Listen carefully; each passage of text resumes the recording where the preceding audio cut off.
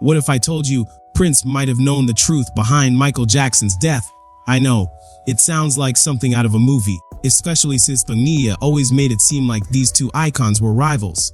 But what if that wasn't the whole story? What if they actually had more in common than we thought, even sharing the same fears and enemies?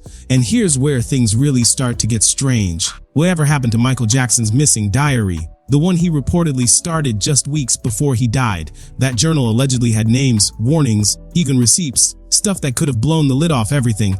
But then it just vanished, gone, right after he passed. Was it just bad luck? Or did someone make sure the truth never came out? Michael Jackson died in 2009 at age 50 while he was prepping for his big comeback, the This Is It tour. The cause? A lethal combination of propofol and benzodiazepines, all prescribed by his personal doctor, Conrad Murray. Murray later went to prison for it. But here's the thing, just before his death, Michael had reportedly started keeping a secret diary. And what he wrote in it, let's just say it paints a whole different picture. In that diary, Michael talked about his dream of being remembered not just as the king of pop, but as a timeless movie icon. He wanted Broadway shows about his life, billion-dollar productions, and to be the first entertainer to reach multi-billionaire status by acting, directing, and performing. He also wrote about depending on Dr. Murray for sleep, relying on prescription drugs to get rest. And it wasn't just music on his mind. He had big plans for a branded line of products, from soda to cookies. Yep, you heard that right. And then there's the money part. He wrote about trying to make a $20 million a week. How? Ideas like teaming up with Cirque du Soleil or striking deals with major brands like Nike. He was dreaming big, but then things take a darker turn. Michael wrote about feeling hunted. He believed there were people out there trying to kill him, not just harm his image, but end his life. He even said, "There are evil people out there. They want to destroy me and take my publishing. The system wants my catalog. I'm not selling it." And if you followed his career, you know he wasn't shy about saying that publicly either. He was convinced that his music catalog, which included rights to the Beatles' songs and more, was the real reason powerful people wanted him out of the picture. Now, fast forward to the missing diary. If it ever surfaces, it could answer a lot of questions. But until then, we're left wondering, what did Prince know? And why did both these legends seem to be so afraid of the same invisible enemy? Stick around, because we're just getting started. It's been, the record companies really do conspire against their artists. They steal, they cheat, they do whatever they can, especially the black artists.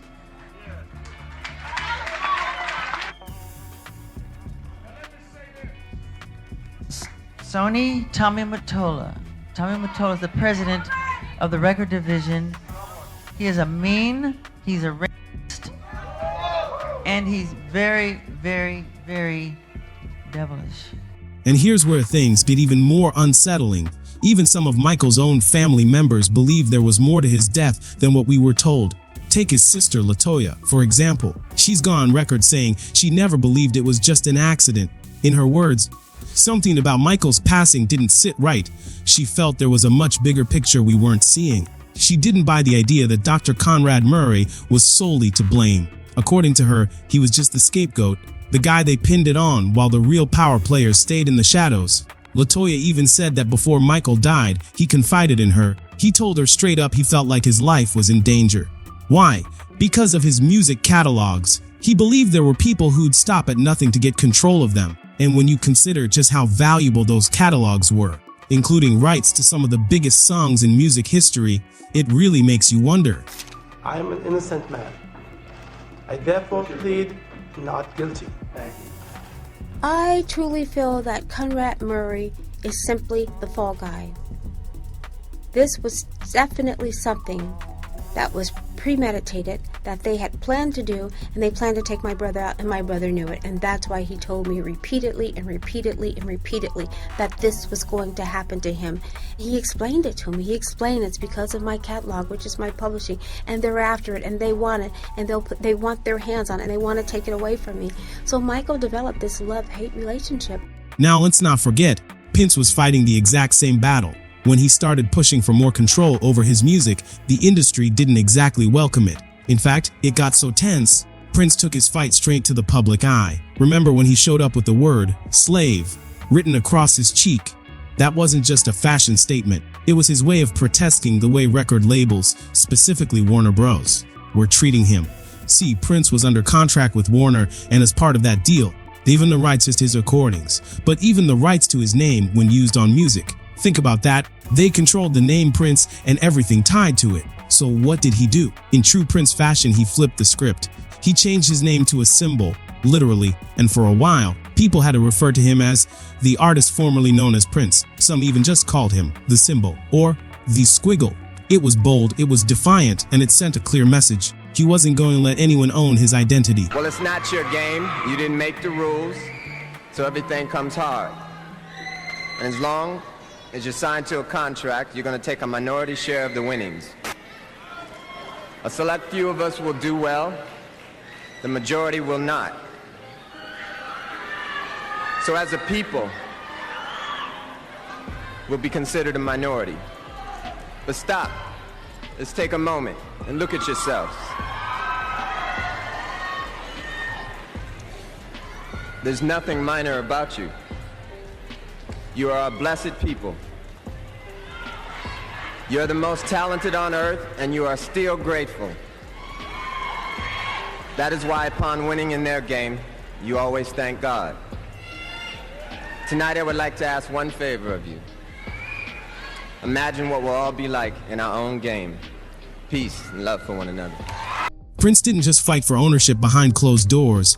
He talked about it loud and clear in interviews. In one sit-down with Paper magazine, he didn't mince words. He said, "I tried to buy my masters back from Warner Bros. They flat out said no. So I told them, fine, I'll re-record every single one." His plan, create a second catalog, same songs, just re-recorded by him on his terms. Then he said, "You'll have two versions to choose from. Mine will sound better, and you can either hand your money to Warner Bros. Or to my label MPG. You decide."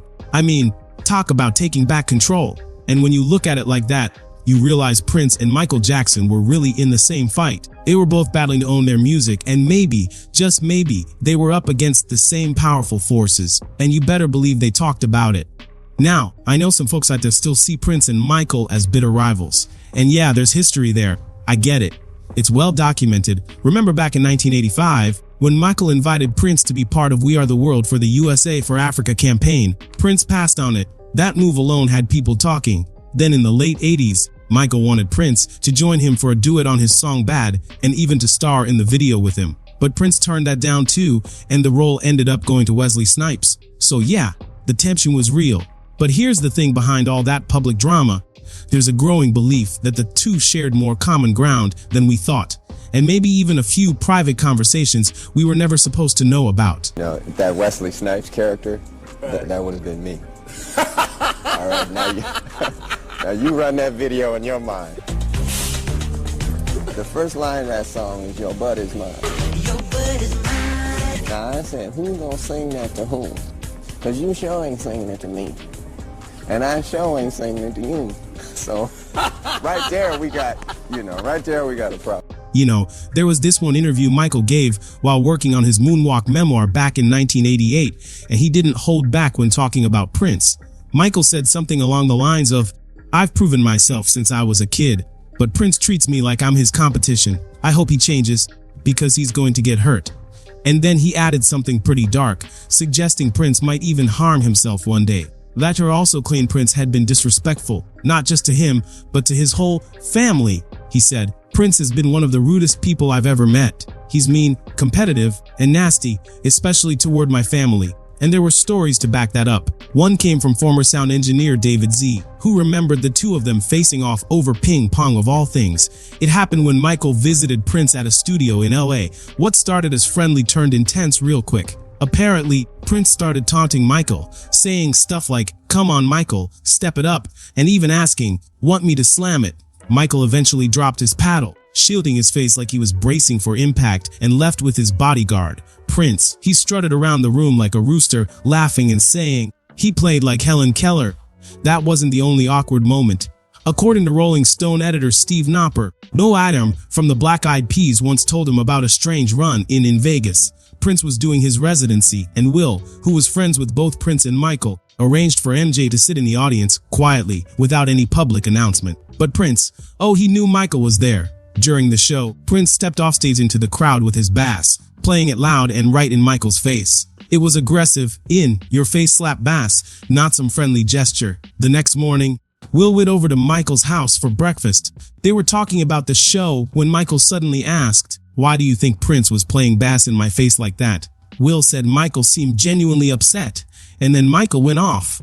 "Prince has always been a meanie. Just a big meanie! Everyone calls him a genius, a renaissance man, but they treat me like I'm just a song and dance guy. I wrote a Billie Jean. I wrote We Are the World. I'm a songwriter too. So where did all this bad blood start? Well, many trace it back to 1983. James Brown invited Michael up on stage for an impromptu performance. Prince was in the audience. Michael had just dropped Thriller and was already an icon. Prince hadn't yet released Purple Rain, but he was gaining serious momentum. After his own set, Michael asked James Brown to bring Prince on stage too.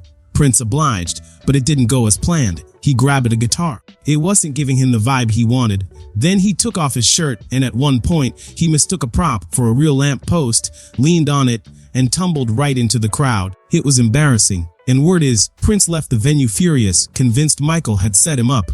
Even Quincy Jones later said in an interview that Prince was so angry, he waited in a limo outside with the intent to run Michael over. Seriously. Michael caught wind of it and stayed far away. But here's where the story flips. Despite all the headlines about rivalry, behind the scenes, it seems they might have actually been closer than anyone realized.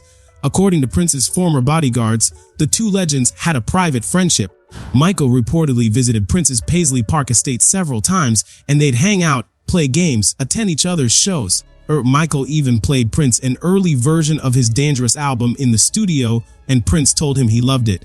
They didn't make that public though, probably because the media loved pitting them against each other. And get this, Prince once said that Michael called him just to offer advice, even calling him a legend. When Michael passed in 2009, it shook Prince to his core. According to broadcaster Tavis Smiley, who was close to Prince, the news came while Prince was rehearsing at Paisley Park. He immediately canceled rehearsal, sent the band home, and locked himself in his room for days. Wouldn't speak, wouldn't come out. It devastated him. After that, Prince started paying tribute to Michael in his own shows, including covering Don't Stop Till You Get Enough in his live sets. And maybe, just maybe, Michael confided in him more than we ever knew. Behind all the glitz, the crowds, and the showbiz armor, these were two men trying to survive in an industry they didn't fully trust. And it sure seems like they were trying to warn us. Both Michael and Prince died under strange, tragic days before a huge comeback tour. Prince, reportedly in great health, died of a sudden overdose. So the question is, what were they afraid of in those final days? And who stood to gain the most from keeping their voices silent? If Michael left behind a diary full of truths, is it possible Prince left something behind too? Because if they really did see it coming, I wouldn't be surprised if they talked about it. I wouldn't be surprised if they named names, if only to each other. But hey, that's just what I think. Now it's your turn. What do you believe really happened to Michael and Prince? And who do you think was behind it all? Drop your thoughts in the comments. Let's talk about it.